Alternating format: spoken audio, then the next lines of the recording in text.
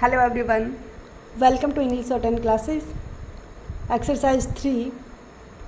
Get ready for the dictation. Start. I should like write at the beginning to say that I welcome the amendment which was proposed to the draft resolution by the Foreign Minister of the United Arab Republic. The amendment makes effective change, but I think it is a happier way of putting forward the idea contained in the resolution.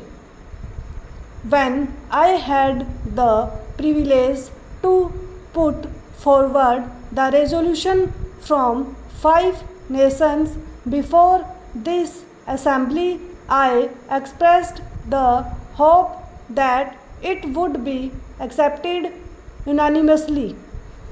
It did not seem to me reasonably possible that any member of this assembly could object to the resolution.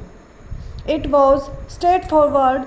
It contained nothing in it against any individual or this group or that group, but it did represent a strong and passionate desire that things should get moving and that this assembly should not sit paralyzed as if it could not act. Therefore, it was with considerable surprise that I received the paper containing an amendment on behalf of Australia. I read it with care. I found some difficulty in understanding it, and the more I read it, the more surprised I was that any member of this assembly should have put this forward as an amendment. I venture to place before this assembly my reasons for this. First of all, it seemed to me quite patently that it had nothing to do by way of amending the proposition which we had put forward. It is not an amendment. I do not perhaps know the rules of this assembly, but it is not an amendment.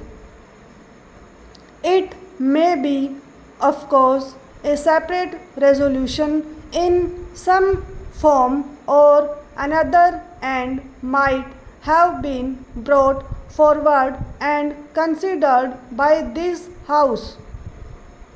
If it was so considered, I would have had much to say about it and against it. The Prime Minister of Australia, in his speech, made it quite clear that it was not an amendment, although he might call it so. Therefore, I could not quite understand what meaning lay behind this amendment. I have the greatest respect for the Prime Minister of Australia, more especially for his keen mind and ability.